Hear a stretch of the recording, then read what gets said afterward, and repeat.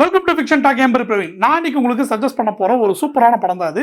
அது என்ன படம் அப்படின்னா, ஹாலிவுட்ல வந்து பாத்தீங்கன்னா இந்த படத்துக்கு வந்து பல பட்ஜெட் செலவு பண்ணி தான் எடுப்பாங்க. ஆனா ஜப்பான்ல வந்து பாத்தீங்கன்னா அதுல இருந்து ஒரு மடங்கு பட்ஜெட்ல தான் இந்த படமே பண்ணியிருக்கிறாங்க. அந்த படம் பண்ணது மட்டும் இல்லாம அது வந்து ஆஸ்கர் பரிந்துரைக்கும் போயிருக்கு. அது என்ன படம் அப்படின்னா காட்ஸில்லா -1. இந்த படத்துடைய கதை என்னன்னா, ஹீரோ வந்து பாத்தீங்கன்னா ஒரு கமிகாசே பைலட். அவர் வந்து பாத்தீங்கன்னா உயிர் பயத்தினால திரும்பி வந்துடுறாரு. திரும்பி வந்தது மட்டும் இல்லாமல் சொல்கிறாரு, என்ன சொல்கிறாருன்னா, இந்த மாதிரி வந்து என்னுடைய வண்டியில் வந்து பிரச்சனை இருக்குன்னு. ஆனால் மெக்கானிக் செக் பண்ணவர் என்ன சொல்கிறாரு, அப்படிலாம் எதுவும் இல்லை அப்படிங்கிறாரு. பட் இருந்தாலும் என்ன ஆச்சு அப்படின்னா, இப்போது அமெரிக்கா வந்து ஒரு குண்டு ஒன்று போட்டாங்க இல்லையா, அந்த குண்டுனால அடியில் இருந்த ஒன்று வந்து கிளம்பி வந்துருச்சு. அது வரும்போது சைஸு சின்னதாக தான் வருது ஓப்பனிங் சீனில், காட்ஸில்லா தான். அப்புறம் இவங்க என்ன நினைக்கிறாங்க, அப்போவே வந்து அதை அழிச்சிட்டு போயிடுது, அந்த குறிப்பிட்ட இடத்த மட்டும் அழிச்சிட்டு போயிடுது. அப்போவே வந்து ஹீரோவுக்கு ஒரு பயம் வந்துருச்சு, ஏதோ ஒன்று வந்துருச்சுன்னு. இப்போ ஹீரோ வந்து இதை மறைச்சிட்டாரு. அவர் ஊருக்கு வந்துடுறாரு. ஊருக்கு வந்துட்டு பார்த்தீங்கன்னா அவரோட ஃபேமிலி எல்லாருமே இழந்துடுறாங்க அந்த போர்னால. இப்போ அவருக்கு வந்து ஒரு வேலை ஒன்று கிடைக்குது. அது என்ன வேலை அப்படின்னா, இந்த அமெரிக்கா வந்து என்ன பண்ணியிருக்காங்க அப்படின்னா, பாம்பெல்லாம் போடும்போது தண்ணியில் விழுந்துடும். அந்த தண்ணியில் விழுகும் போது என்ன ஆயிரும் அப்படின்னா, கப்பல் போகும்போது போய் ஒட்டிக்கும். அதில் வந்து ஒரு மேக்னெட் இருக்குது. அந்த மேக்னெட்னால அங்கே போய் அது போய் அந்த போட்ட பாம்பெல்லாம் வந்து பார்த்தீங்கன்னா கப்பலை போய் ஒட்டி வெடிச்சிடும். அந்த மாதிரி ஒரு டெக்னாலஜியில் அமெரிக்கன்ஸ் என்ன பண்ணியிருப்பாங்கன்னா பாம்பெல்லாம் வீசியிருப்பாங்க. அது நிறையா தண்ணியில் கிடக்கும். அதனால இவங்களுக்கு வந்து என்ன போட் கொடுத்துருப்பாங்கன்னா, ஒரு வுட்டில் செஞ்ச ஒரு போட்டை கொடுத்துருப்பாங்க. போய் அந்த பாம்பெல்லாம் வெளியே எடுத்து வெடிக்க வைக்கணும். இதுதான் ஹீரோவோட வேலை.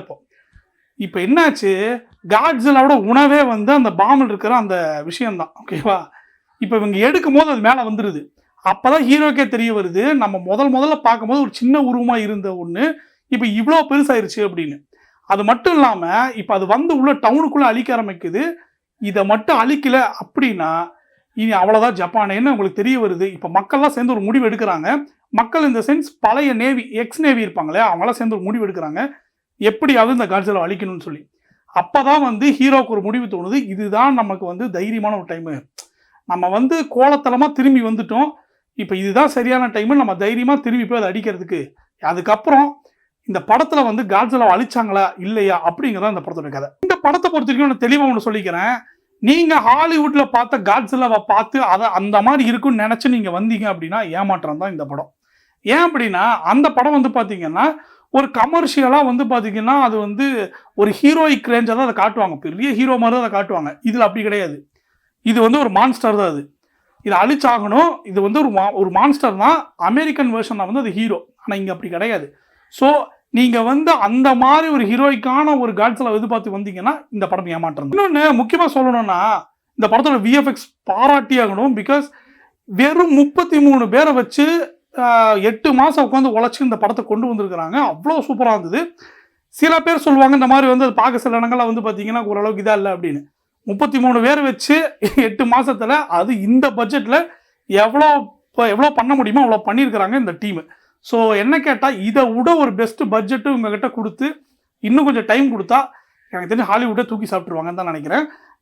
அதுவும் இல்லாமல் இந்த படத்தோட முடிவில் வந்து பார்த்தீங்கன்னா செகண்ட் பார்ட்டுக்கான ஒரு லீடும் கொடுத்துருக்காங்க. இந்த படத்தில் வந்து பார்த்தீங்கன்னா காட்ஸில்லா வர்ற சீன் வந்து பார்த்தீங்கன்னா ஒரு 4 சீன் தான் இருக்கும்.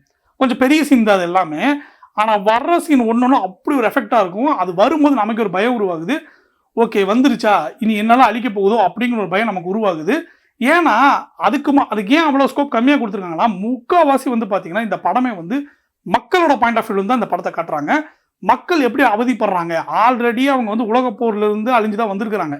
இதில் 10க்கு இது வேற வந்து நிற்குதுங்கும் போது இதை அவங்க எப்படி ஃபேஸ் பண்ணுறாங்க அப்படிங்கிறதா இந்த படமாகவே இருக்குது. இந்த படத்துடைய பேக்ரவுண்ட் ஸ்கோர் குறிப்பிட்டு சொல்லி ஆகணும்.